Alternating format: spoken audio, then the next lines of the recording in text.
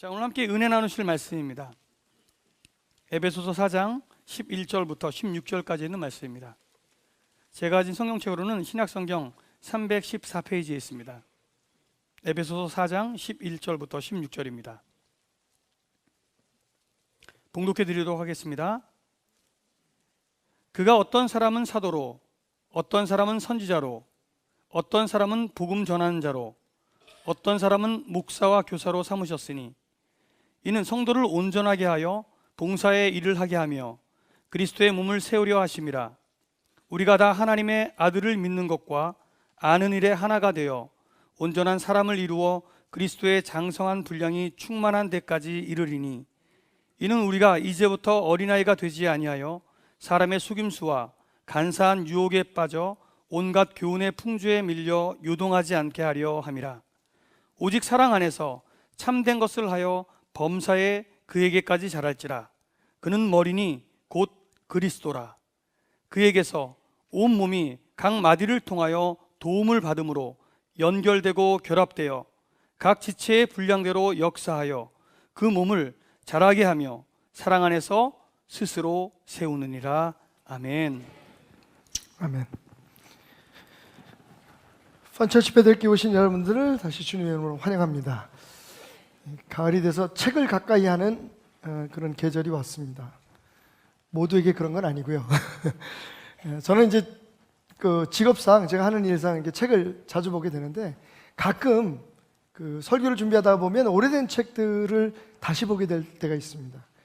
그래서 이번에도 설교를 준비하면서 그 교회에 관한 책을 다시 이렇게 보게 됐는데 그 책장 한 구석에 아주 짤막한 시구 하나가 적혀 있었습니다.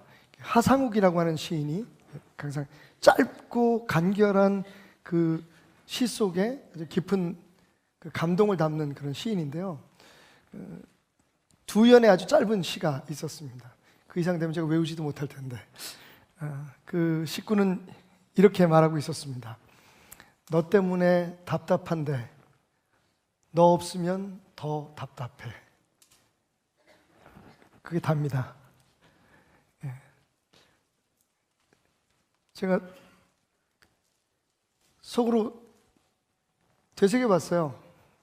너 때문에 답답한데 너 없으면 더 답답해. 자식들을 향한 부모의 마음 아닐까 생각해 봅니다. 그죠? 자, 오늘 그렇게 한번 인사해 볼 거예요. 옆 사람을 이렇게 보고요. 너 때문에 답답한데 너 없으면 더 답답할 것 같아.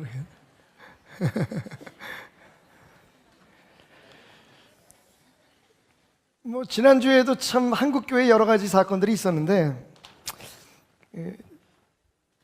저를 바라보시는 하나님의 마음이 그럴 것 같다는 생각이 들었어요. 박 목사야, 참 너만 보면 지금 답답해 죽겠는데 근데 너 없으면 또 내가 어떡하니? 한국교회를 향한 하나님 아버지의 마음이 아닐까라는 생각을 해봅니다. 그래서 용기를 내보죠. 그래, 그래도 여전히 우리는 하나님의 희망이다. 좀 답답할 때도 있고 속상하게 해드릴 때도 있지만 우리 자식들이 그렇던 것처럼, 그죠? 하나님 앞에 우리 한국교회 그리고 특별히 베델교회는 여전한 소망이요 그분의 꿈을 이뤄가는 기대이다 라는 생각을 해봤습니다. 아까는 이렇게 제가 좀 당혹스럽게 인사를 하라 그러니까 잘 못하시더라고요. 이건 할 수 있을 것 같아요. 당신이 여전히 희망입니다. 예. 이게 우리 문제라니까 매일 좋은 말만 들으려고 그래. 좋은 말만 하려고 그래. 알았어요. 나쁜 말은 나 혼자 다 할게 여기서. 예, 이 목회자의 자리는 치해법권이 좀 있었으면 좋겠어요. 그래서 강단위에서 무슨 말을 하든 그게 자기가 그렇게 살아서 하는 얘기도 아니고 또 그것 때문에 좀 공격을 안 받았으면 좋겠다는 생각을 가지고 정말 하나님의 말씀이라면 담대하게 할 수 있는 자리, 그 자리가 이 자리였으면 좋겠다라는 뜻없는 기대를 한번 해보면서 자, 하나님께서 정말 우리 교회를 이렇게 축복해 주시고 또 56년간의 세월 속에 정말 많은 일을 이루셨습니다. 그 가운데 오늘 저는 여러분들에게 한 가지 좀 우리 교회가 지금 하고 있는 일들 가운데 여러분들이 좀 더 깊이 알고 함께 기도했으면 좋겠다. 그리고 하나님이 기뻐하실 만한 일이라 생각해서 우리가 지속하고 있는 한 그 사역을 여러분에게 소개하려고 합니다.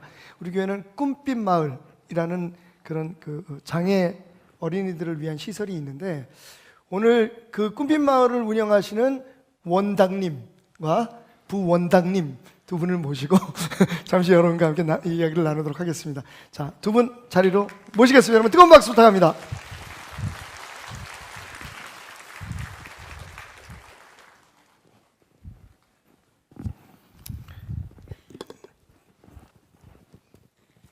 잘 아시는 분들이죠? 예. 자, 새삼스럽게 두 분의 자기소개를 좀 부탁해 보도록 하겠습니다. 원장님부터. 꿈빛 마을에 그냥 행정 정도 담당하고 있는 원장 김정혜입니다. 그렇게 얘기하면 다음 사람이 뭐라고 얘기하냐? 꿈빛 마을은 내가 다 합니다. 그렇게 얘기해야 돼. 그죠? 자, 부원장님 소개하겠습니다. 저는 그냥 박이양 권사입니다. 다 그냥이야. 예, 지금 저는 별로 필요 없는 두 분을 여러분에게 소개해드렸습니다. 그냥 그런 사람들입니다. 자, 자리에 앉으시고요. 네.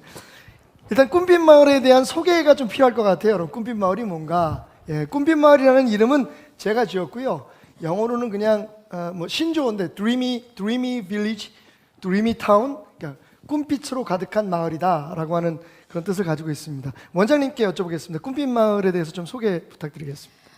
꿈빛 마을은요, 여기 앞에 나왔듯이 꿈을 꾸는 빛나는 천사들이 사는 마을입니다.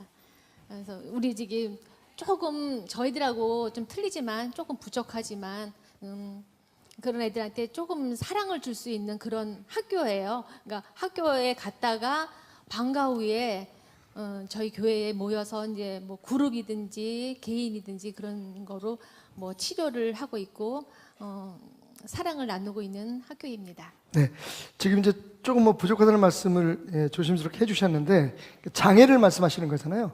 네. 특별히 어떤 장애를 뜻하는 건가요? 네, 저희 뭐 지적 장애, 예. 그다음에 지체 장애, 예. 청각 장애, 시각 장애, 여러 종류의 장애가 네네. 있는데 그 중에서 꿈빛 마을은 지적 장애들이 대부분 그리고 자폐성 장애. 자폐성 예. 장애. 네. 예, 그 외에도 뭐 시각, 청각 장애가 있는 아이들도 오기는 합니다만 주로 지금 우리는 지체 장애하고 또 지적 장애하고 그다음에 자폐성 장애를 가진 아이들을 교육하고 또 주님의 사랑으로 보살피고 있습니다. 우리 박희양 권사님한테 여쭤보겠는데요. 이게 언제부터 시작됐고 지금 그 규모가 어느 정도 되는지? 예. 네, 제가 노원에서 사실은 센터를 이제 그 복지관의 교사로 있다가 네. 센터를 오픈하면서 목사님께서 개원 예배를 와 주셨고요. 네. 네, 여기 교회로 들어온 거는 이제 교회가 건축되고 목사님의 귀한 부르심이 있어서 하나님의 부르심. 네. 그래서 거기 노원 지역에 있는 아이들을 사실은 그 지역으로 다 돌려보내고요. 굳이 이곳까지 노원에서부터 이곳까지 저를 따라온 아이들이 20명 정도.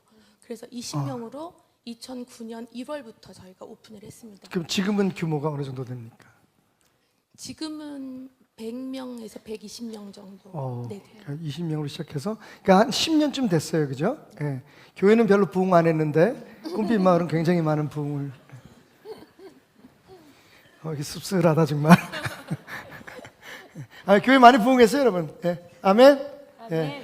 베델교회는 여전히 하나님의 희망입니다. 네. 저는 그렇게 생각하고요. 원장님 여쭤보겠습니다. 사실은 이게 교회 안에서 이런 기관을 하는 데가 많나요?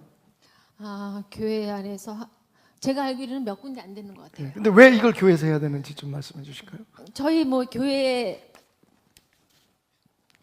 흔들림 없는 믿음 안에서 끝없는 다함이 없는 사랑으로 끝없는 소망을 주는 교회 그걸 이루고자 했습니다. 예.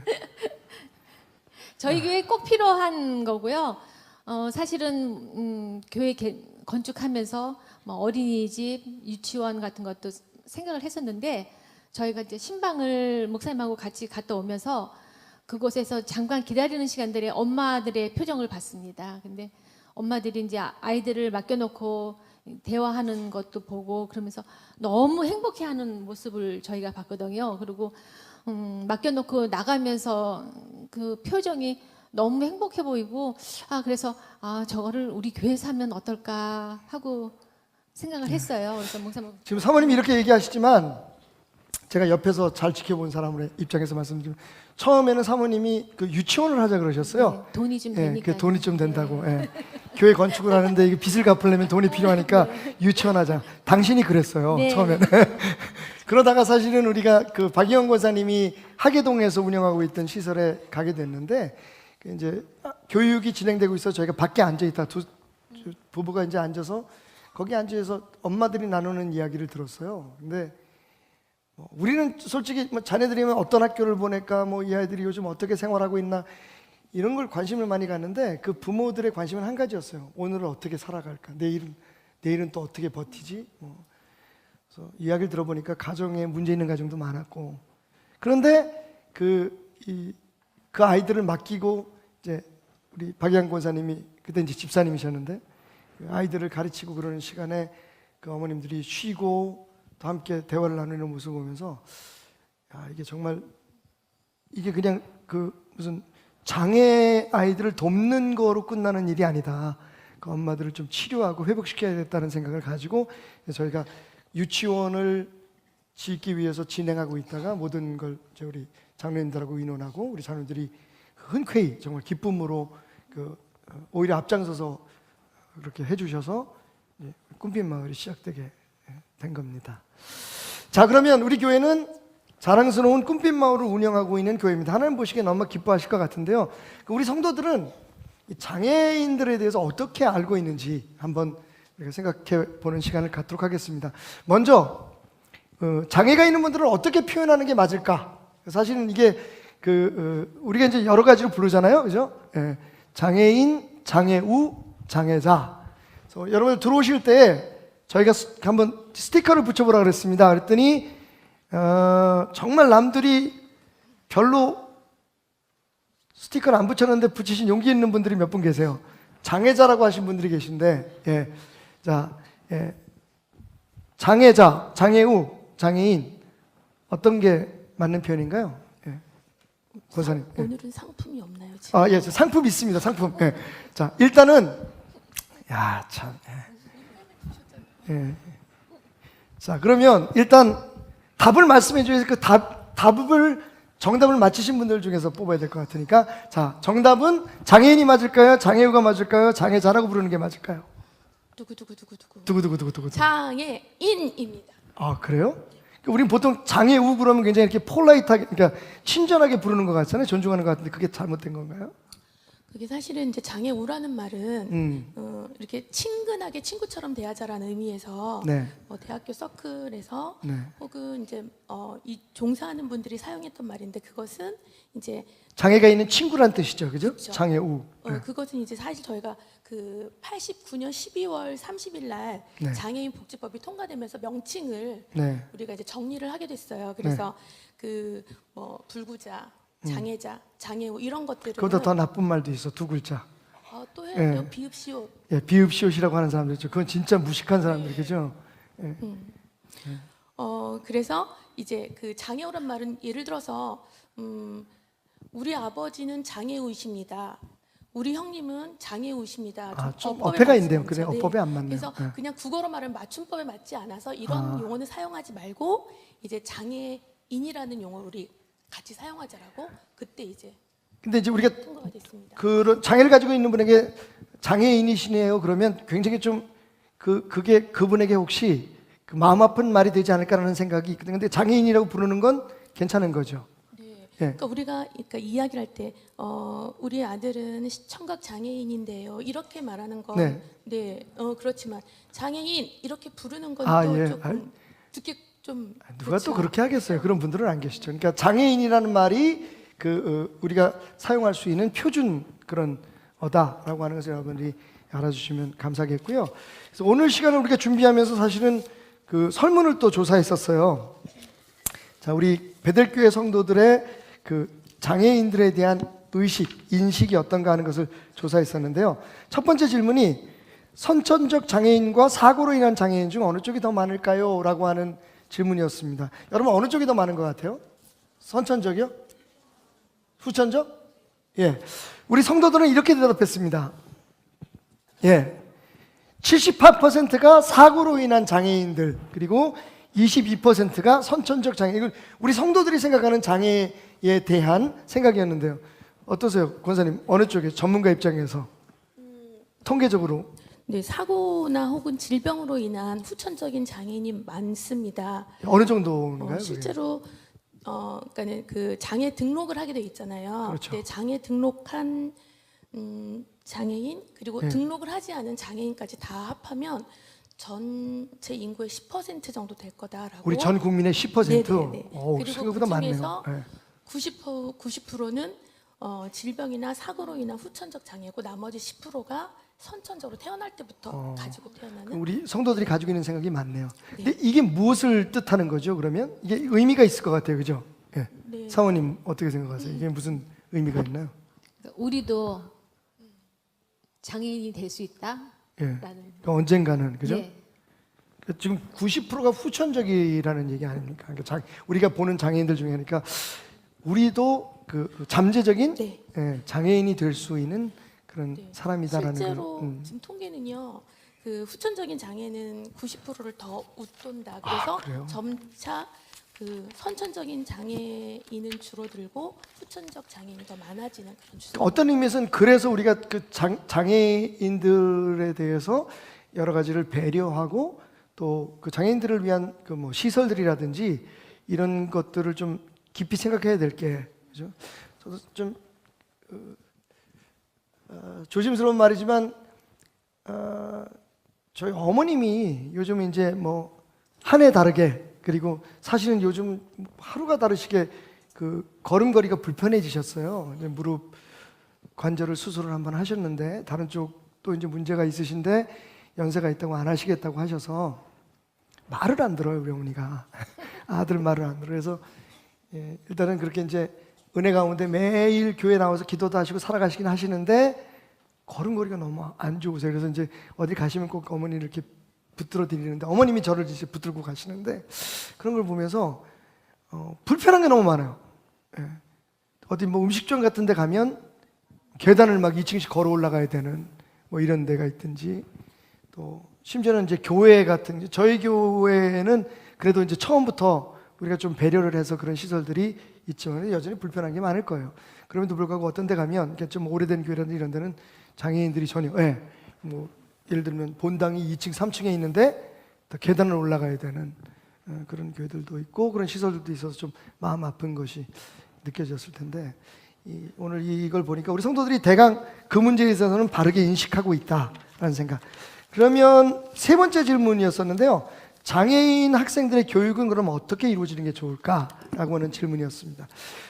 특수학교, 일반학교, 또 뭐 경우에 따라서 여러분은 어떻게 생각하시는지 한번 보겠습니다.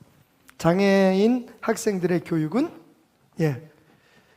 경우에 따라서가 제일 많았고요. 그러니까 이제 그 장애의 정도라든지 장애의 종류에 따라서 다르다. 그리고 29%가 특수, 그 다음에 8%가 일반 학교에서 그 교육을 했으면 좋겠다라고 그렇게 했는데 어떻게 생각하세요? 전문가 입장에서.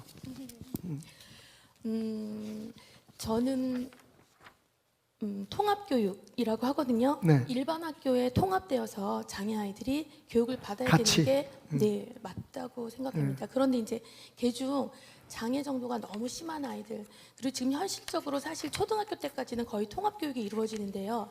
이제 중학교, 고등학교로 올라가면서 특수학교 쪽으로 이제 전학을 하는 그런 경우가 많거든요. 네, 이제 여러 가지 뭐, 네.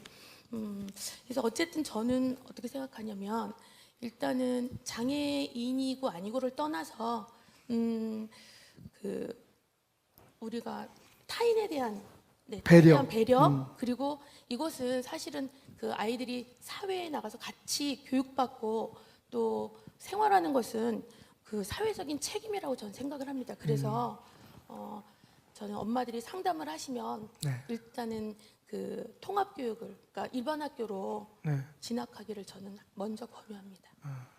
사실 그렇게 하기 위해서는 굉장히 많은 것들이 준비가 돼야 되잖아요, 그죠?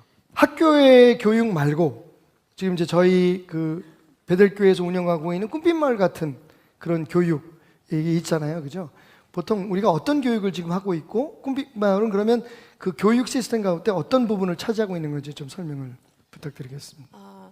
꿈빛 마을의 가장 큰 주된 역할은 네. 일단 장애 아동들이 스스로 살 수 있도록 자기 관리 그리고 그러니까 자기 관리 기술을 일단 습득하는 거가 우선이고요.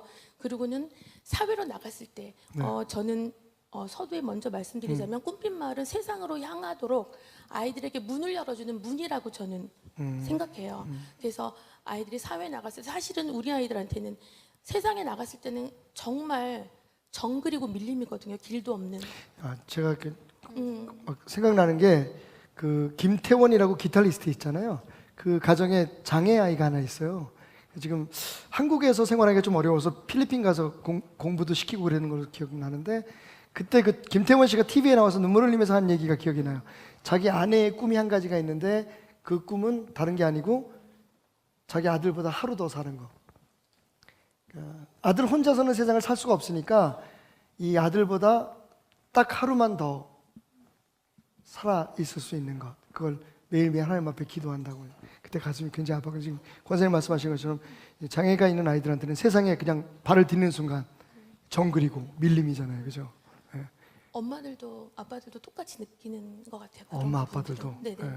그래서 어쨌든 저희 꿈빛마을에서는 네. 일반 학교를 특수학급을 가든지 특수학교를 가든지 네.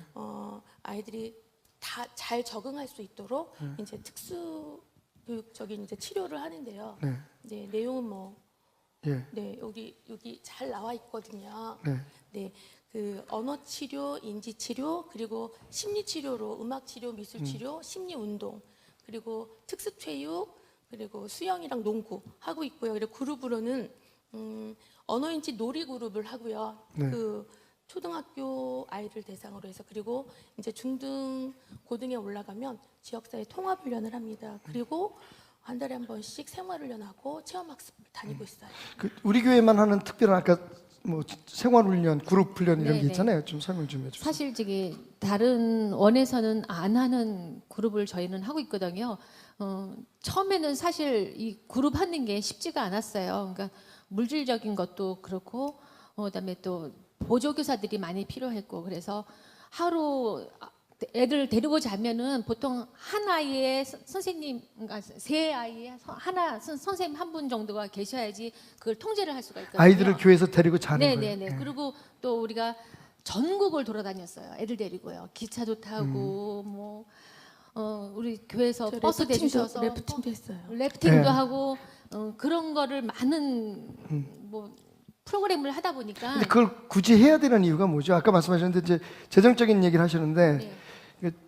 제가 사실은 뭐 그 어쨌든 우리 시설에서 베델교회 부설이니까 제가 지금 곰곰이 진짜 심각하게 생각하는 게 내년부터는 그거 없앴으면 좋겠다는 생각이 드는 게 운영적인 문제가 사실 좀 있어요. 그죠? 저도 이제 부원장하고 자주 이제 그 문제로 얘기를 하긴 했는데 남들이 안 하는 걸 왜 네. 돈도 안 되는 걸. 부원장 고집을 꺾을 수가 없습니다.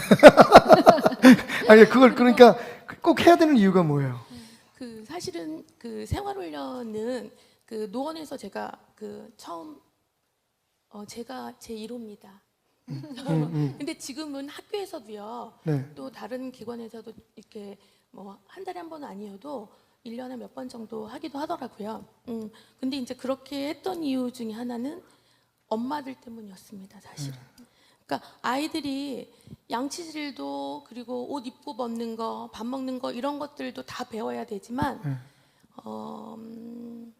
독립하는 걸 배워야 되는 거예요. 네, 그것도 있었지만 저는 그 부모님들의 그 너무 어렵고 피폐되고 그러한 상황에서 도움을 정말 드리고 싶었어요. 그래서 그날 하루는 제가 데리고 잘 테니까 두 분 데이트 좀 하시고 영화도 보시고 좀 편하게 하룻밤 편하게 주무세요라는 의미가 사실은 그래서 많은 저희 지금 도우미들이 필요했고요. 저희 성도님들이 많이 도와주셨어요. 자원봉사자들이 많이 도와주셔서 그나마 저희가 이렇게 할 수 있었던 것 같고요. 저희 지금 교회 사모님들이 다 도와주셔서 잘 하고 있어요. 지금. 이제 사실은 이게 성도들이 이런 일들이 우리 교회에서 일어나고 있다는 걸 모르시는 분들도 많았고, 또 이제 한쪽에서는 어떻게 생각하냐면, 아, 교회에서 이걸 원을 운영하면 돈이 들어올 텐데 그걸 지금 어떻게 관리하고 있고 어떻게 쓰고 있느냐, 사실은 거기에 관심을 가지는 분들도 있었어요. 그래서 오늘 이 자리에서 좀 분명하게 제가 묻고 싶은 건, 남습니까? 그냥 남는 방법은 있습니까? 남게 하는 방법이 남는 있어요? 방법은요, 그룹 없애면 그러니까 내가 내년부터 하지 말자니까 그걸. 안 됩니다. 전 목숨 걸고 하겠습니다. 아, 저 그리고 사실은 예. 네네. 좋은 선생님들에 대한 저는 마땅한 대우가 있어야 된다고 생각하고요. 그리고 근데 왜 좋은 목사들에 대한 마땅한 대우는 없냐? 아, 이거 권사님한테 할 얘기가 아니구나. 여기 있는 분들한테 할 얘기죠. 네, 그리고 돈을 벌려면 저는 이 일 안 하고 다른 일을 할 것 같아요. 네. 협박하는 겁니까 지금? 저는 다 재투자해야 된다고 겁박하시는 겁니까 지금? 예. 자, 그러면 직접 한번 얘기를 들어보면 좋을 것 같아요. 저희 교회는 그래서 아까 이제 부원장님 말씀하셨지만, 권사님 말씀하셨지만, 아이들을 따로 무슨 특수반을 이렇게 만들어서 하는 것보다는 같이 어우러져서 사는 게, 그걸 가르치는 게 굉장히 중요하다고 말씀하셨잖아요. 그래서 우리 교회는 사실은 주일학교나 학생회나 우리 장년도 마찬가지지만 그 장애가 있는 분들하고 함께 지금 생활을 하는 걸 원칙으로 하고 있습니다. 처음에 여러분이 반대했어요. 그러면 그 비장애인 가정에서 아이들을 안 보낸다. 목사님들이 그렇게 권했어요. 그거 하지 마십시오. 그러면 교회 부흥하는데 방해가 된다고. 그런데 어쨌든 우리가 고집을 부렸고, 예, 그게 잘한 일이다라고 지금은 생각하게 되었는데, 그 현장에서 지금 장애 아이들이 예배 드릴 때 옆에서 함께 예배를 드리고 돕고 계시는 우리 사모님 한분 모셔서 이야기를 좀 들어보도록 하겠습니다. 우리 홍경욱 사모님 앞으로 나오실 때 여러분 뜨거운 박수로 맞으시기 바랍니다. 우리 박철주 목사님 사모님이십니다. 네. 국민대학교 사회교육원에서 이쪽에 앉으세요. 네. 보육교사 훈련도 좀 받으셨고요. 지금 몇 년째 사모님 지금 하고 계세요? 6년이요. 마이크 좀 가까이. 6년. 6년째 네, 지금 네. 하시는 일이 뭐예요? 애들한테 물리고 뜯기고 그런 일 하시고. 그런 한 아이를 예배 시간에 예배 드릴 수 있도록 케어하는 일을 하고 있습니다. 예. 그리고 이제 원에서도 아이들 돌보고 네, 계시죠? 네, 네. 예. 그러면 우리가 궁금한 게 그거예요. 지금 이제 저희는 이렇게 함께 어른들끼리 모여서 예배를, 가끔 이제 우리 중간중간에 그런 장애 있는 아이들이 좀 이렇게 특별한 행동을 할 때가 있긴 있습니다만, 근데 사실 우리는 그렇게 피부로 못 느끼거든요. 그 아이들과 함께 예배 드릴 때에 그 함께 드리는 아이들의 반응은 어떤가요? 처음에는 좀 생소해가지고 좀 이렇게 약간 거부하는 그런 것도 있었는데 불편해하고 무서워요. 네, 네. 근데 지금은 한 아이가 뭘 떨어뜨리면 주워줄 수 있는 정도로 편안한 지금 같이 예배드리는 그런 네. 저희가 됐습니다. 혹시 예배 드릴 때 좀 난감한 일이나 뭐 어떤 그 돌발 사건 같은 것들이 있지는 않았는지? 소리 지르고 예. 그 아이들이 통제가 안 되잖아요. 네, 그죠? 통제가 안 어떨 때는. 되니까 자기 감정이 안 되면 좀 이렇게 옆에 건드리려고 할 때. 예. 네. 그럴 때 그럼 사모님이 옆에서 붙들어 주시고 아이들이 네, 네. 예, 진정할 수 있도록. 네. 사모님은 누굴 지금 맡고 계세요? 예, 지수라는 아이를 맡고 있습니다. 아, 그 노래 좋아하고 네, 찬양 좋아. 찬양 좋아하는 네, 네, 네. 아이. 예. 지수를 어떻게 지금 돌보고 계시나요? 지수가 지금 가서 예배를 드리는데 이 아이가 찬양이 끝나면 거기서 견디지를 못해요. 너무 지루해가지고 예, 예. 그래가지고 이상구 목사님 설교가 좀 지루하긴 해요, 사실은. 예. 그건 견디는 게 축복이지, 애들. 그래서 이제 맨날 오면은 밥을 먼저 먹으러 가는데 아. 이 아이가 와서 밥만 먹고 가는 건 아니라는 생각이 들더라고 어느 순간이요. 그래서 그러니까 주보에 보면 하나님 성경 말씀이 나와 있어요. 네. 그래서 이제 처음에는 이거를 읽어야지 밥을 먹으러 갈 수 있어. 학생의 하고. 주보 얘기하시는 예, 거죠? 예, 예. 근데 거기 이제 처음에는 너무 싫어하는 거예요. 힘들어하고. 그런데 이제 한 달 되고 2달 되니까 그 장소로 먼저 가 있어요. 주보를 들고. 그래서 말씀을 읽고 그리고 이제 와서 이제 화장실 옆에 보면 여호와는 나의 목자시니 그 말씀 지수야 저거 뭐야 하고 그러면은 같이 읽고 그리고 또 이제 짜증 좀 날 것 같으면 이제 찬양을 틀어줘요. 예, 핸드폰 찬양 틀어주면 또 좋아하고 네, 그렇게. 그러니까 아이들이 장애에 대한 치료나 보호도 필요하지만 사실은 그 아이들의 영혼, 하나님 오실 때는 얼마나 소중한 영혼이겠어요, 그죠?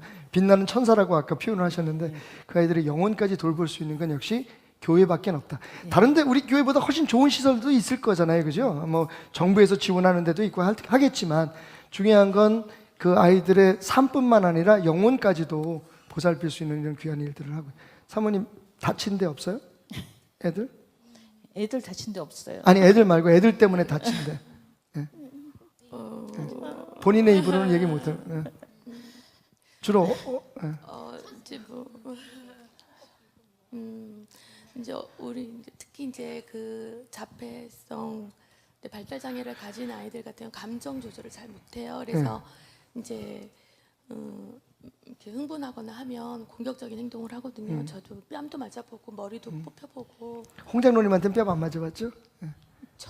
근데 괜히 남의 아들한테 따기를 맞고 근데 예, 이제 머리도 뽑히고. 사실 이제 그 저 같은 경우는 제가 이제 그 어렸을 때부터 쭉 이렇게 한 아이들이 많이 있거든요. 그러다 보니까 그냥 눈빛으로 저는 이제 아이가 이렇게 통제가 되는데 제가 아주 되게 독한 선생님이거든요. 그래서 이제 사모님한테 아이가 공격을 했는데 이가 그래서 지금 치료받고 계세요? 틀리. 예? 아 그래요? 오. 예. 예. 홍경우 사모님 주셨습니다. 여러분 뜨거운 박수로 다시 한번 감사 뜻을 겠습니다. 사실 우리 교회에서는 꾸민 마을 같이 정말 하나님 기뻐하시는 일을 하고 있다는 걸 우리가 알고 있지만 그 세세한 이야기들이나 내용들은 잘 몰랐던 것 같아요.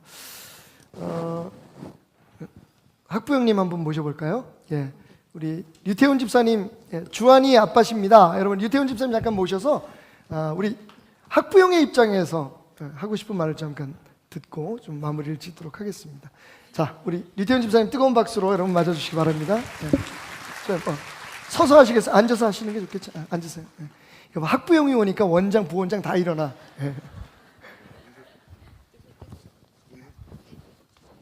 안녕하세요. 베들교회 유태훈 집사입니다. 제가 오늘 이 자리에 올라와서 말씀드릴 것은 저희 가족들을 소개하려고 합니다. 저희 가족 구성원은 아내 정혜긴 집사, 큰아들 주한이, 둘째 디아, 셋째 사라 이렇게 5명입니다.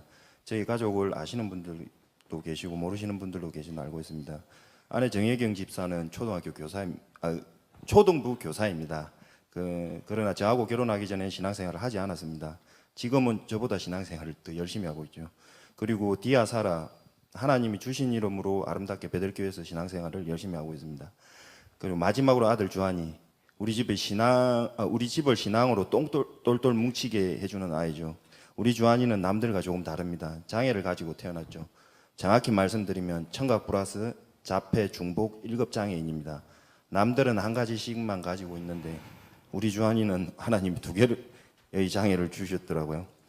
제가 처음 주한이 청각 장애를 말을 들었을 때 뭐랄까 내가 뭘 그리 잘못했나, 하나님이 이래도 되는 건가 하면서 정말 하나님을 원망을 많이 했죠.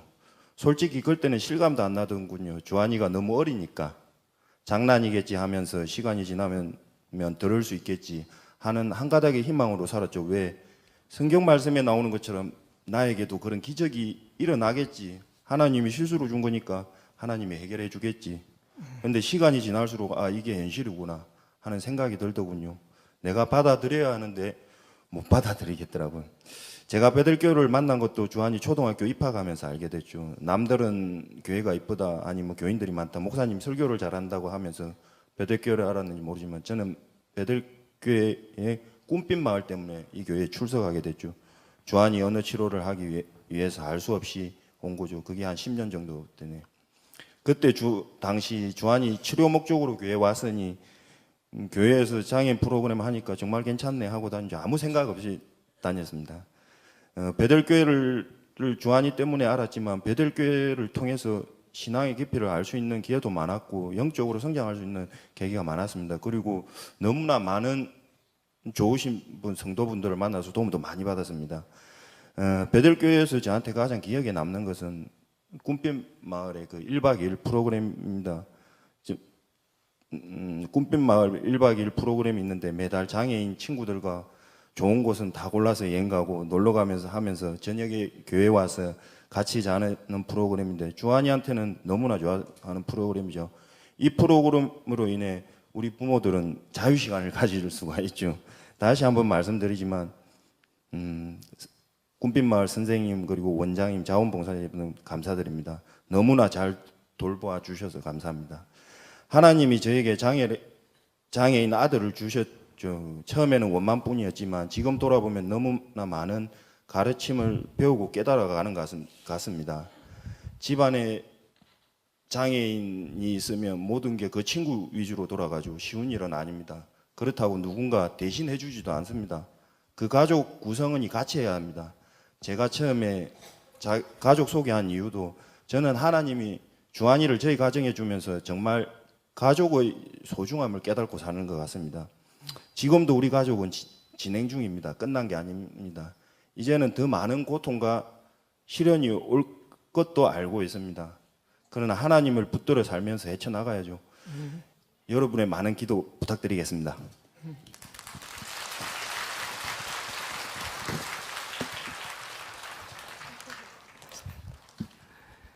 예, 저는 솔직히 그냥 감동을 넘어서 존경스러워요. 이 부모님들 지금 이 자리에도 몇 분 와 계십니다. 항상 제가 이 꿈빛 마을 하면서 배운 건 우리 집사님 진짜 저런 고백이 제가 목회를 하는 보람이기도 한데 하나님께서 정말 우리 눈앞에 있는 문제를 해결해 주시고 기적으로 막 치유해 주시고 얼마나 좋겠어요, 그죠? 근데 그렇지 않은 일들 또 하나님의 뜻 가운데 그렇게 계획되지 않은 일들조차도 우리가 그 십자가를 그 아픔을 오히려 하나님께서 우리를 더 성장시키시고 우리 가족을 가족되게 하시기 위한 은혜요 축복으로 받아들일 수 있는 그 단계에 이르는 것 정말 그게 진짜 신앙이 아닐까 저는 그렇게 생각해요. 그래서 그런 일들을 이룰 수 있게 하나님께서 우리 교회에 이런 귀한 기원을 주시고 또 여러분들 헌신과 희생으로 보이지 않는 후원으로 여기까지 이렇게 오게 된 걸 너무 감사하게 생각하고요. 더 많은 시간이 있었으면 좋겠지만 이제 뭐 성도님들도 하나님 말씀 듣고 싶은 생각 있을 테니까 마지막으로 우리 원장님 교회에 부탁하실 말씀이 있으시면. 제가 뭐 감히 부탁드린다는 말씀은 못 드리고요. 정말 너무 감사합니다.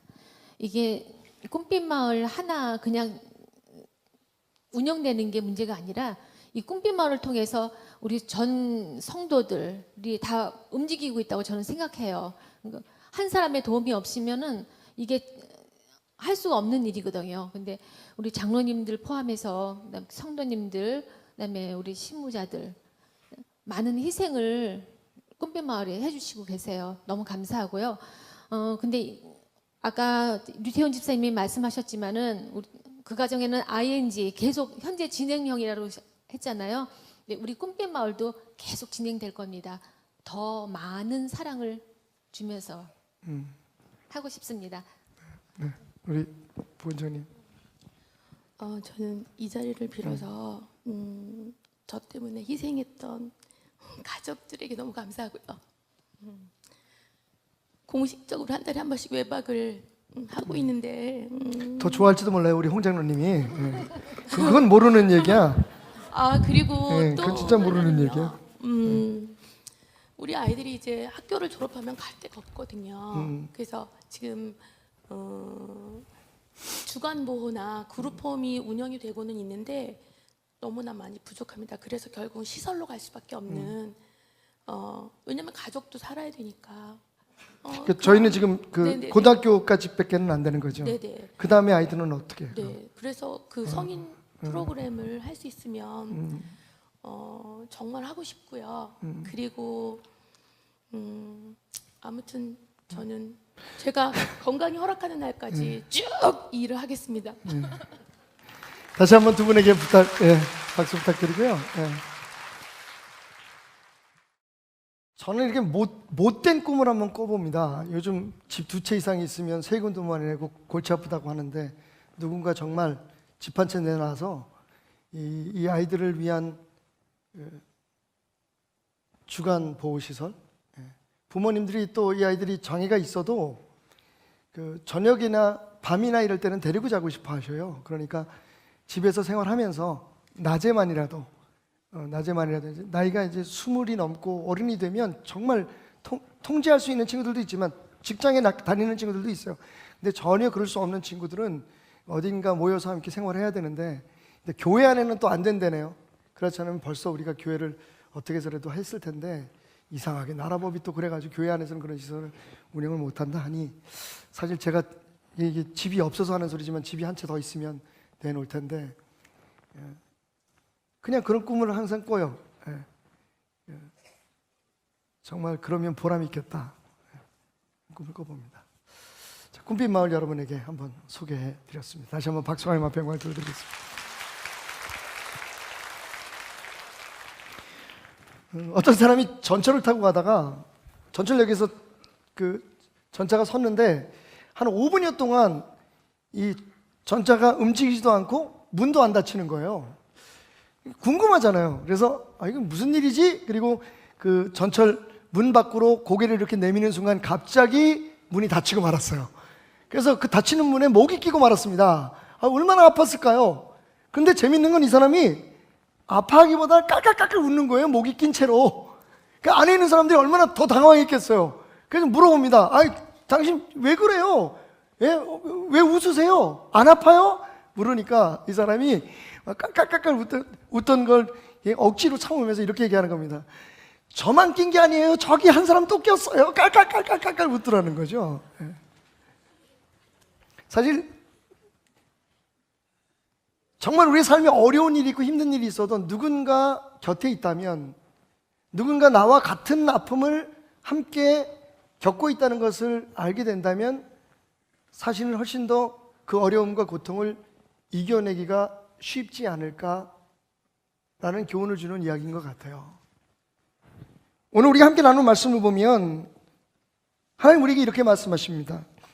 너희가 다 하나님의 아들을 믿는 것과 아는 일에 한 해가 되어서 온전한 사람을 이루어 그리스도의 장성한 분량이 충만한 데까지 이르리니 이는 우리가 이제부터 어린아이가 되지 아니하여 사람의 속임수와 간사한 유혹에 빠져 온갖 교훈의 풍조에 밀려 요동하지 않게 하려니라. 오늘 이 말씀 속에서 이 13절 14절 말씀 속에서 교회의 목적이 무엇이며 교회의 사명이 무엇인지가 분명히 나와요. 여러분 우리가 함께 있는 것, 함께 있게 하기 위해서 하나님께서 우리를 이곳에 모아주신 것을 믿으시기 바랍니다. 세상에서 하나님의 사람을 살아가면서 겪어야 되는 모든 고통과 아픔들, 하나님의 사람이기 때문에 우리가 이겨내야 될 그 모든 연단과 고난 속에서 우리가 하나인 것을 알고 하나님의 자녀로서 함께 모여 하나님을 예배하며 그것을 이겨내라고 하나님은 교회를 세우셨습니다. 그런데 그게 전부가 아니에요. 오늘 분명히 얘기하기를 그렇게 하나가 된 너희들은 그리스도의 장성한 분량에 충만한 데까지 이르기 위해서 노력해야 된다고 말합니다. 다시 말하면 우리가 함께 하는 것이 하나님의 목적이라면 하나님 우리에게 주신 사명은 함께해서 성장하는 것입니다. 하나님 우리에게 성장의 사명을 주셨어요. 자, 그런데 오늘 우리가 주변을 돌아보면 우리 자신의 믿음도 그렇고 우리 주변의 교회들도 또 우리 교회도 마찬가지지만 성장판이 닫혀 있는 것 같은 교회들이 너무 많고 성도들이 많아요. 여러분 함께 고백해 봅시다. 성장판이 열린 교회가 되자. 여러분 성장판이 열려 있어야 돼요. 왜냐하면 하나님께서 교회를 성장시키실 때에 그 교회가 성장할 수 있는 문이 열려 있고 길이 열려 있어야 되기 때문입니다. 사도 바울은 이렇게 얘기하죠. 나는 심고 아볼로는 물을 주었지만 심은 자나 물 준 자는 중요하지 않다. 아무것도 아니요 자라게 하시는 이는 하나님이시다. 아멘. 여러분 우리가 아이들 성장판에 다치기 전에 애들 크게 하려면 10cm 크게 하는 방법, 닫힌 성장판 다시 열어주는 방법, 얼마나 돈을 많이 쓰고 고민을 합니까? 우리 어머님이 일찍 깨달으셨다면 제가 제 키가 이게 아닐 거예요. 성장판이 닫히기 전에 우리 어머님은 아무런 관심이 없으시고 뭐만 관심이 있었냐면 예수 복음 전하는 건 관심이 있었어요. 우리 어머님과 아버님이 예수에 미쳐가지고 막내 아들 성장판 닫히는 건 관심도 없었어. 주여. 근데 여러분 정말 심각한 건 우리 교회들의 성장판이 지금 닫혀 있는 것은 아닌가라고 하는 불안감입니다. 우리 베델교회가 다시 끝자리에 서는 그 교회가 성장판이 열린 교회가 되기를 주님 이름으로 축원드립니다. 자, 그렇다면 성장판이 열렸다는 건 무엇을 뜻할까요? 성장판이 열렸다는 건 여러분, 살찐다는 뜻이 아니에요. 자라난다는 뜻입니다. 비만과 성장을 구분할 줄 알아야 돼요. 오늘 우리가 말하는 성장은 비만입니다. 거대해지고 있죠. 모든 면에서. 어떻게 하면 더 빨리, 더 크게 무엇인가를 만들어가야 하는 그런 부담감에 목회자들은 오늘도 밤을 지새입니다. 근데 여러분, 아이들 잘하는 거 보셨습니까? 우리가 흔히 하는 얘기가 있어요. 밤새 잘한다고. 잘하는 게 눈에 보이지 않습니다. 성장판은 파이셀 플레이트라고 하는 에피파이셀 플레이트라고도 부르는 이 성장판은 뼈 끝에, 관절 끝에 존재하고 있어서 그게 조금씩 자라나는 거예요. 그래서 뼈가 길어지고 키가 크고 성장이 되는 겁니다. 근데 우리가 눈에 보이는 어떤 성장이나 가시적인 어떤 발전들을 기대하고 인간적인 방법과 사람들의 수단을 씁니다. 그러면서 그 안에서 우리가 만족해하고 있는 거죠. 여러분, 한국교회가 성장하고 있습니까? 아닙니다. 지금 한국교회는 비만해지고 있습니다. 성경이 말하는 성장은 예수 그리스도의 분량에 이르는 그 충만에 이르는 성장은 말 그대로 자라는 거예요. 오늘 말씀이 얘기하고 있잖아요. 오직 살아내서 참된 것을 하여 범사의 그에게까지 자랄지라. 뚱뚱해지라고 말씀하고 있잖아요. 오늘 비록 우리 교회가 앞으로도 가시적으로 혹은 우리가 볼 때에 사람들 앞에 막 자랑할 만큼 그렇게 크게 숫자적으로 부흥하고 또 물질적으로 많은 문제들이 해결된다고 그렇게 되지 않는다고 할지라도 여러분, 매일매일 조금씩 우리를 성장케 하시는 하나님의 은혜와 성령의 능력으로 우리의 열려있는 성장판을 통해서 조금씩 우리가 더욱더 예수 그리스도를 닮아가는, 진짜 자라가는 축복이 우리에게 있다면 할렐루야, 그것으로 만족할 수 있는 교회가 되기를 주님으로 축원드립니다. 그 다음에 하나님께서 우리 교회를 정말 영향력 있게 하기 위해서 몇만 교회를 만들지 몇십만 명 교회를 만들지, 그거는 하나님께 달려있는 거예요. 저도 한때는 여러분 솔직히 고백하면 어떻게 하면 교회를 키울까, 어떻게 하면 더 많은 성도들이 몰려오는 교회를 만들까, 지금도 여러분 많은 사람들이 그런 조언을 합니다. 목사님, 어느 교회 갔더니 이렇게 하니까 많이 모입시다, 저렇게 하니까 많이 모입시다, 우리도 무슨 총동원주의를 해봅시다, 무슨 전도의 전력을 세워봅시다. 여러분, 우리 인간이 할 수 있는 대로 최선을 다해야겠지만 적어도 교회는 하나님께서 자라게 하셔야 그게 건강한 성장이고, 그래야만 그 교회가 하나님이 주신 사명을 감당할 수 있는 온전한 교회로서의 역할을 감당할 수 있는 교회가 될 수 있다고 저는 믿습니다. 성장판을 열어놓으려면 어떻게 해야 될까요? 여러분, 우리 교회의 비전 선언을 기억하십시오. 무엇보다 중요한 건 그리스도가 우리의 머리 되신다는 것을 인정하는 겁니다. 오늘 성경은 말하고 있습니다. 그는 머리니 곧 그리스도라. 그에게서 온몸이 각각 마디를 통하여 도움을 받음으로 연결되고 결합되어 각 지체의 분량대로 역사하여 그 몸을 자라게 하며 사랑 안에서 스스로 세우느니라. 아멘. 여러분, 우리가요 사실은 교회의 머리가 예수다라는 것을 모르는 사람들은 없어요. 목회자들도 다 똑같아요. 근데 문제는 뭐냐? 그리스도가 머리인 교회를 세우지 못하고 있다는 겁니다. 여러분, 저는 이 말씀을 준비하면서 이런 생각을 해봤어요. 옳은 표현인지 모르지만 쉽게 말하면 그리스도가 머리예요. 우리는 몸입니다. 지금 우리는 어떻게 하고 있냐면 몸을 세워요. 몸을 키우고 몸을 만듭니다. 그 다음에 거기에 그리스도는 머리를 얹어 놓으려고 해요. 교회의 완성이 그리스도가 아니라 교회의 시작이 그리스도인 거예요. 이게 안 되는 이상 사실은 그리스도에까지 이르는 성장은 이룰 수 없다고 생각해요. 우리의 방법, 우리의 생각. 여러분, 교회 안에서 논쟁이 있을 수 있어요. 토론이 있을 수 있어요.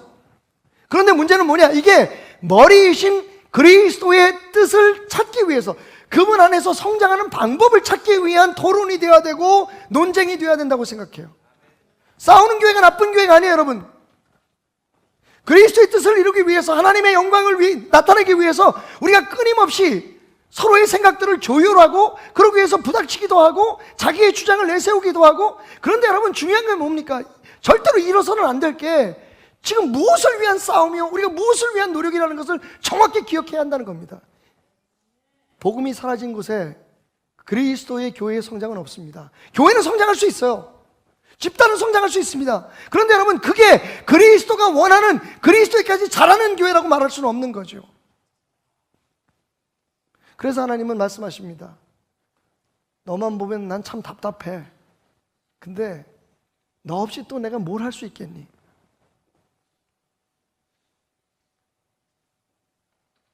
교회의 성장판은 그리스도를 머리로 모시는 데 있습니다. 그분의 생각, 그분의 뜻, 그분의 계획이 우리들을 통해서 이루어지는 것. 우리의 생각, 우리의 방법이 그리스도의 도움으로 이루어지는 게 아니라, 여러분, 그 선우가 분명해지는 교회가 되기를 주님으로 축원드립니다. 우리 때뿐만 아니라 우리 자손 때까지 성장판이 열려있는 교회가 되기를 원합니다. 예수님을 닮아가는 사람들이 점점 많이 나오는 교회가 되기를 소원합니다.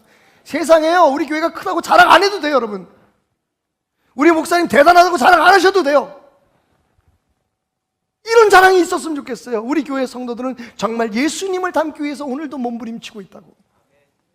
우리 목사님이 강단에서 하는 설교는 십자가가 이렇게 하면 잘 살고 저렇게 하면 부자 된다는 설교에 덧붙여지는 예화가 아니라, 십자가를 전하기 위해서 모든 말들이 거기에 녹아 들어가는 설교이라고, 그렇게 주장되고 그렇게 인정되는 교회가 되기를 주님의 이름으로 축원드립니다. 두 번째로, 이게 흔들림 없는 믿음 위에 선다는 뜻입니다. 두 번째로, 연결되고 결합되어 하나가 되는 교회가 되어야 된다고 얘기하고 있습니다. 다함이 없는 사랑이 필요한 거죠. 여기서 중요한 건 연결되는 거 가지고는 안 됩니다. 나 베들교회에 속해 있어, 나 베들교회 어디 부서에 있어, 나 어디 공동체에 내 이름이 있어. 여러분, 이건 연결되는 거고요. 성경은 분명히 뭐라고 얘기하냐면 연결되고 결합돼야 된다고 해요. 여러분, 결합은 연결보다 더 윗단계의 하나됨을 뜻합니다. 결합된다는 것은 정말 말 그대로 하나가 돼서 힘을 발휘하는 거예요. 뼈와 뼈가 연결될 수 있습니다만, 그 뼈와 뼈, 연결된 뼈에 근육이 붙어서 결합이 돼야 이것이 제 기능을 발휘할 수 있는 겁니다.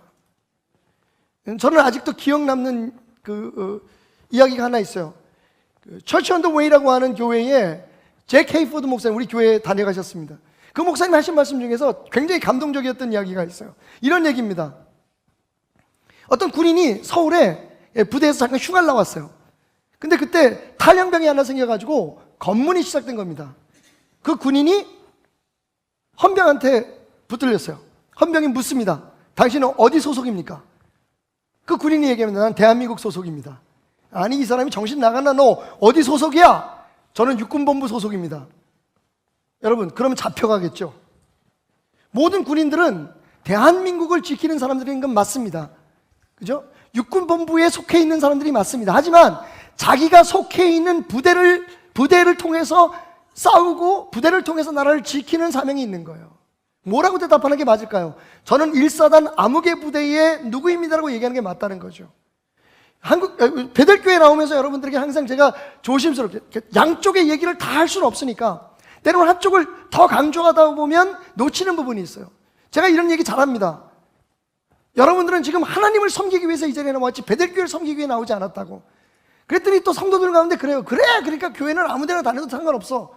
여러분, 그건 이런 얘기하고 똑같아요. 당신은 어디 속해 있어? 나 하나님에게 속해 있습니다. 당신은 어디 속해 있냔 말이야? 나는 하늘나라에 속해 있습니다. 맞는 말이죠. 하지만 여러분이 하나님을 섬기기 위해서 베들교회에 불려졌다는 사실을 잊지 마셔야 돼요.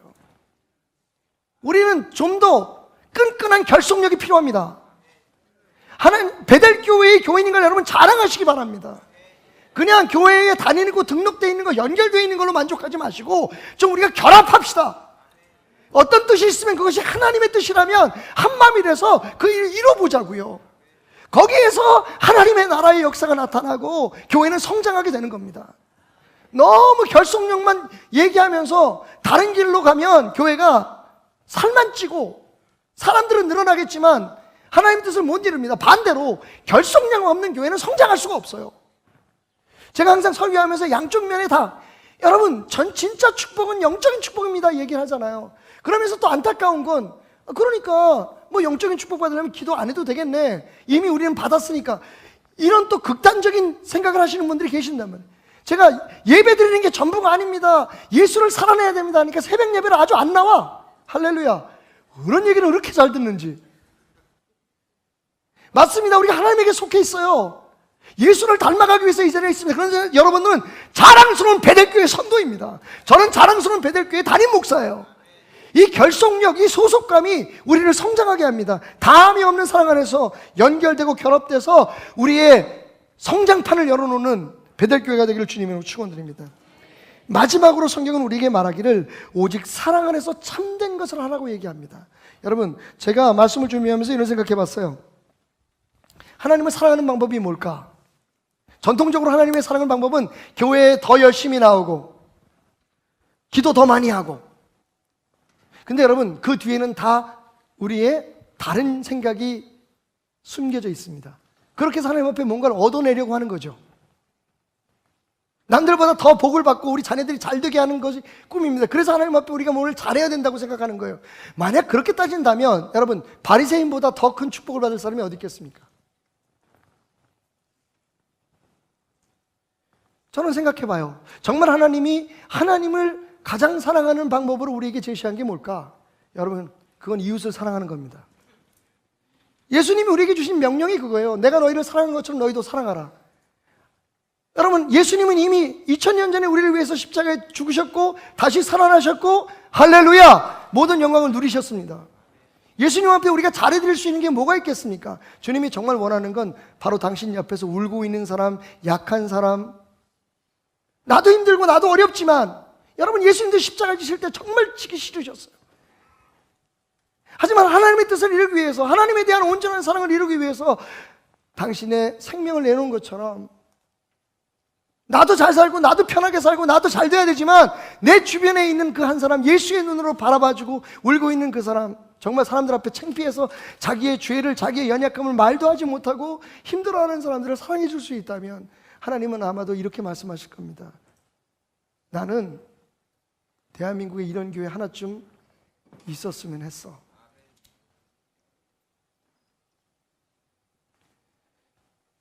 제 메시지가 때로는 너무 극단적으로 여러분에 들릴 수 있습니다. 그래서 뭐야? 나 교회 와서 평안을 누리기 원해. 교회 와서 축복받기를 원했는데 여러분, 저는 지금 그 얘기를 하고 있는 겁니다. 하나님을 얕게 믿지 말자고요. 하나님을 진실되게 믿자고요. 우리 베델교회 성장판은 아직 열려 있을지도 모릅니다.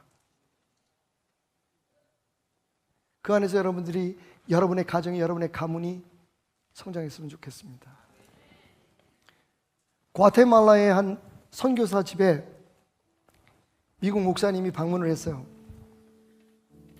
식사를 다 마치고 오신 기념으로 우리 가족들과 함께 사진을 찍읍시다.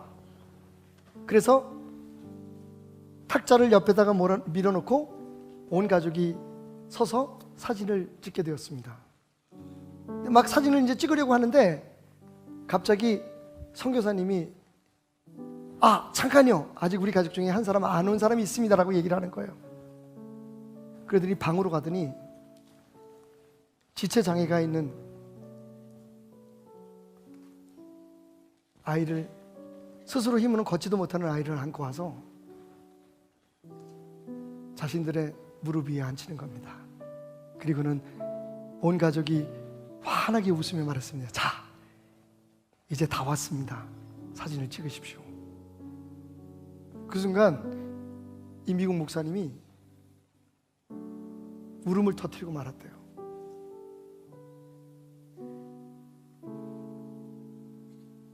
하나님 보실 땐 정말 장애가 있는 것 같고 부족하고 연약하고 못난 것 같은 나도 하나님 나라 마지막 가족 사진을 찍을 땐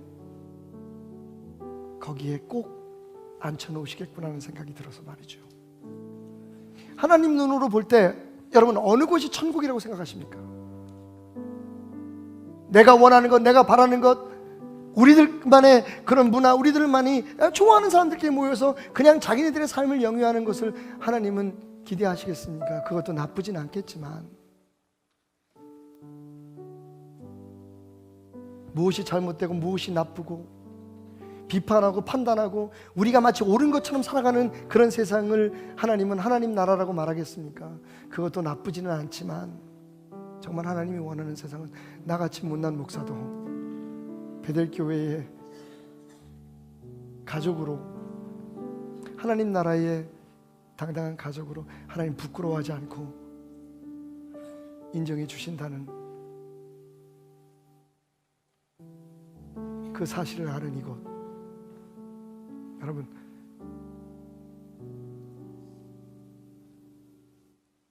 하나님 나라의 가족 사진에 당신이 없으면 그 사진은 완성되지 않는다는 거 기억하십시오. 그리고 당신뿐만 아니라 지금 어느 곳엔가 몸이 불편하고 마음이 불편해서 그 자리에 끼기를 부끄러워하고 힘들어하는 사람, 아니 우리가 당신 자리는 여기가 아닙니다, 여긴 당신 낄 곳이 아닙니다라고 얘기하는 그 사람이 없는 그곳은 베델교회가 아니라는 걸, 하나님 나라가 아니라는 걸 다시 한번 생각했으면 좋겠습니다. 기도하는 교회 됩시다. 무엇을 달라고 하기 전에 하나님의 뜻이 무엇인가를 묻는 기도하는 교회가 됩시다. 하나님 앞에 나와서 하나님 없으면 나는 아무것도 할 수 없습니다라고 하나님을 인정하는 교회가 됩시다. 사랑합시다. 흔들림 없는 믿음 위에 다함이 없는 사랑으로 하나님을 모르는 저 세상, 죽어가는 저 영혼들을 향해 끝없는 소망을 주는 성장판이 열린 교회, 그 끝자리에 서 있는 베들교회가 되기를. 정말 부족하고 연약한 종, 여러분 아니면 어디 가서 이름 석자도 감히 들먹일 수 없는 부족한 종, 간절히 기도하는 마음으로 부탁드립니다. 성장판이 열린 교회, 베델교회, 기도합시다.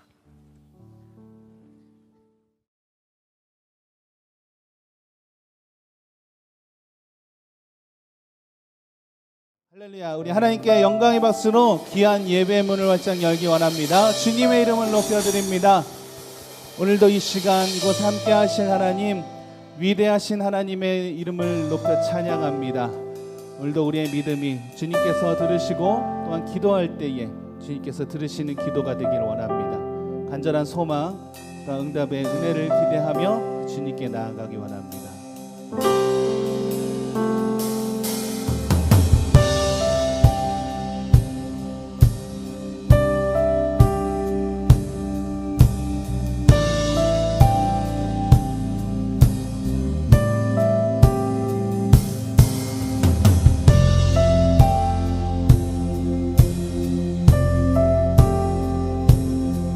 우리 같이 고백하며 나가겠습니다. 빛나는 왕의 왕,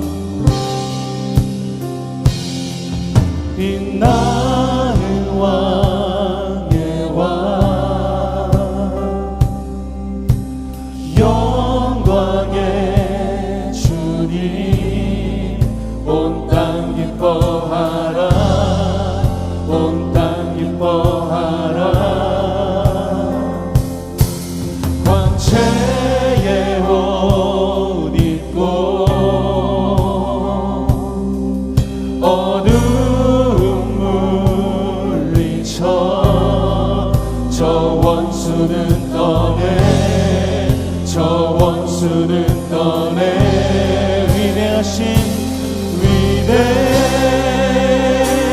위대하신 주 찬양의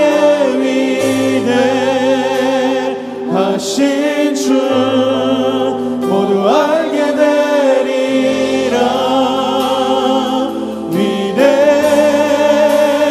위대하신 주,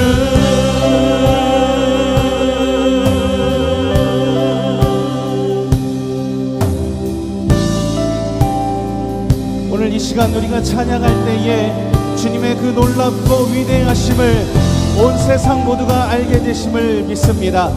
오늘도 귀한 찬양을 통하여서 주님께 나아가는 귀한 축복이 있기를 소망합니다. 영원한 주의 주, 영원한 주의 주, 시간의 주관자, 알파와 오메가, 알파와 오메가, 삼위의 하나님, 삼위의 하나님, 아바 성령 예수, 사자와 어린 양, 사자와 어린 양, 위대하신 위대하신 주, 찬양의 위대하신 주, 모두 알게 되리라. 위대하신 주, 모두 찬양의 위대하신 위대하신 주, 찬양의 위대하신 주, 모두 알게 되리라. 위대하신 주, 우리 한 번 더 믿음으로 선포합니다. 위대하신 주, 위대하신 주, 찬양의 위대하신 주, 모두 알게 되리라. 위대하신 주, 우리 한 번 더 고백하며 위대하신 주님, 위대하신 주, 찬양의 위대하신 주, 모두 알게 되리라. 위대하신 주, 모든 이름 위에 뛰어난 그 이름, 모든 이름 위에 뛰어나신 이름, 다 찬양의 위대하신 주, 우리 한 번 더 모든 이름 위에 뛰어나신, 모든 이름 위에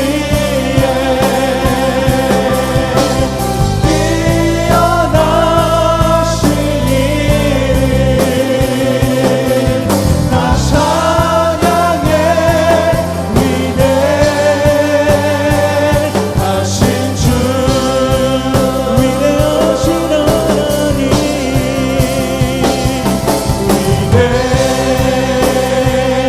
위대하신 주, 찬양의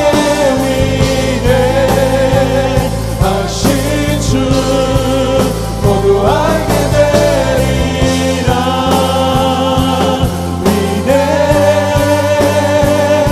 위대하신 주, 우리 한 번 더 고백하며 위대하신 주,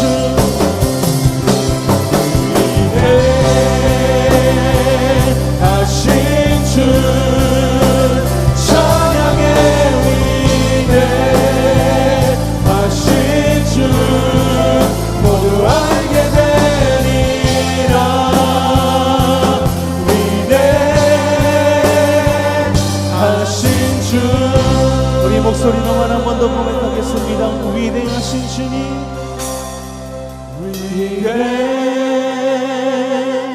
위대하신 주, 찬양의 위대하신 주, 모두 알게 되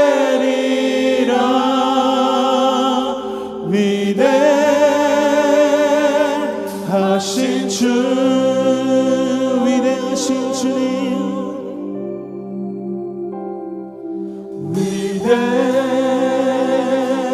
위대하신 주, 찬양의 위대하신 주, 모두 알게 되리라.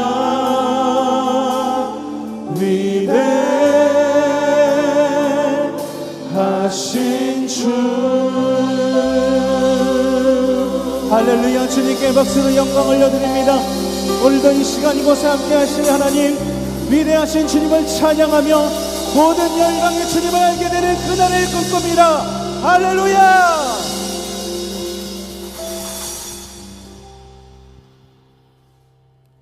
오늘도 이 시간 이곳에 함께 하실 위대하신 주 하나님을 찬양합니다.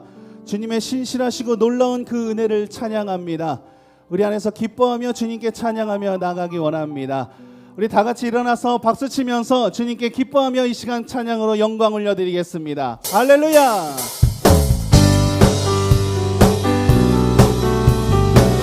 주님의 그 신실하심은 놀랍습니다.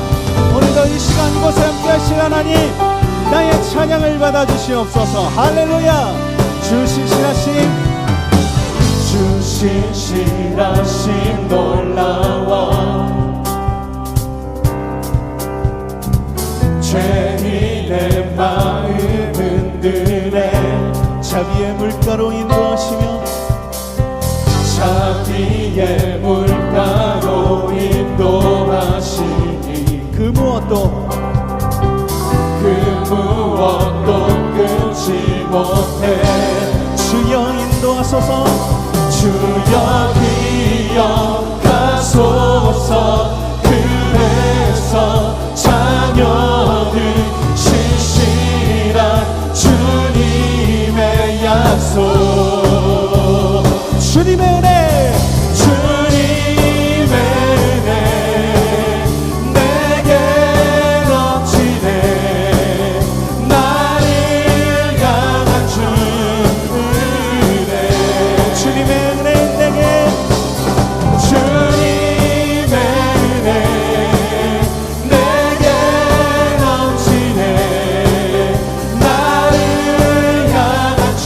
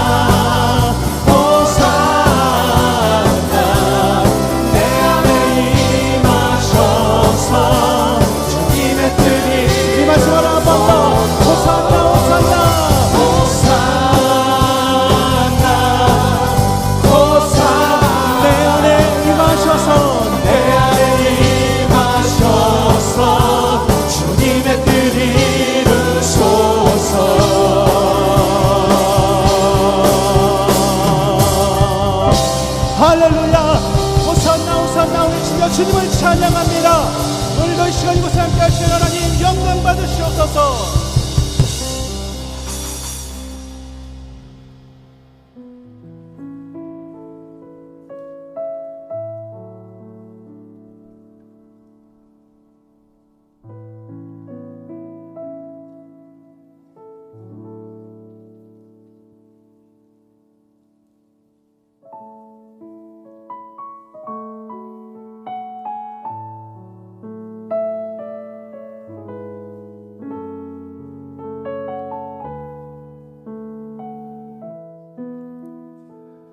날마다 살아갈 때에 내 안의 모습과 주님께 나아가는 모습이 다른 모습이 나타날 때를 느낄 때가 있습니다. 너무나 다른 그 모습 때문에 주님께 나아가는 것이 정말로 힘겨울 때가 있는데, 또한 이런 모습도 주님께서 사랑하실까 하는 그런 생각이 들지만 주님께서는 언제나 항상 그 모습을 지켜주시고 또한 더욱더 힘있게 나아갈 수 있도록 인도해 주실 줄로 믿습니다. 오늘도 이 예배 가운데 함께 하신 여러분들 모든 은혜 가운데 주님께 나아가는 귀한 축복이 있기를 원합니다. 귀한 찬양을 통하여서 나의 삶을 고백하고 주님께 치유함을 받는 귀한 시간이 되기를 원합니다. 우리 같이 고백하며 주님께 나아가겠습니다.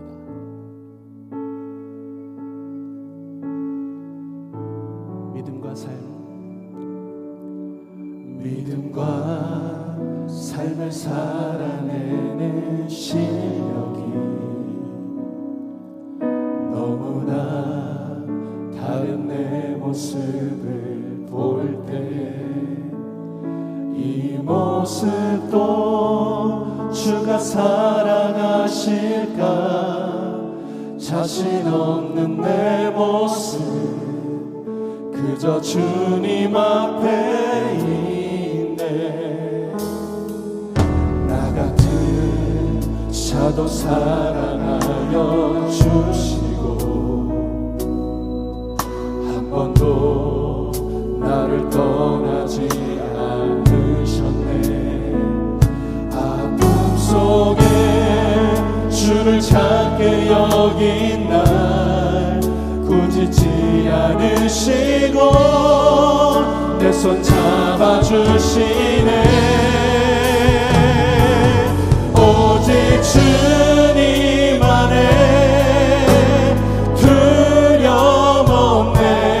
고난을 통해 날 만드심을 믿네. 주님만이 내 모든 것 대신에 주의 강한 손 날 붙드시네. 오직 주님 안에 소망인데 내 삶을 통해 영광 받으신 주님만이 내 모든 것 대신에 주의 선하심 나 노래하네. 우리 한 번 더 고백하겠습니다. 믿음과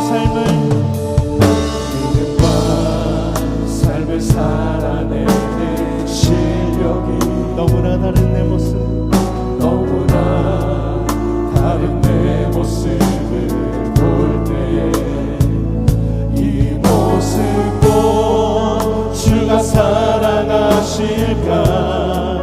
자신 없는 내 모습 그저 주님 앞에 있네.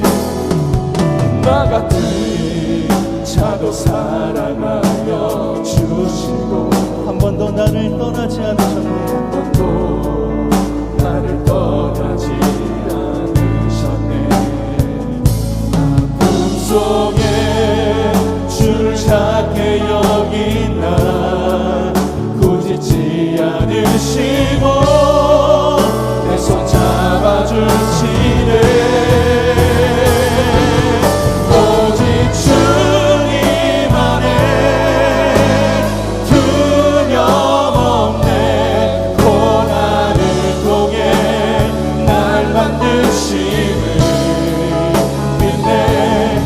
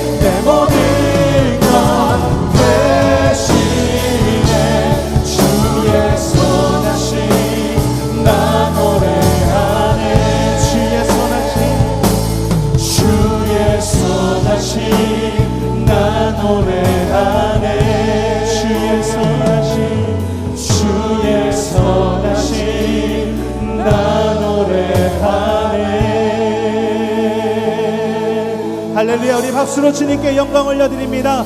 주의 선하심을 오늘도 나 노래하기를 원합니다. 내 삶을 통해 영광 받으실 주님을 찬양합니다.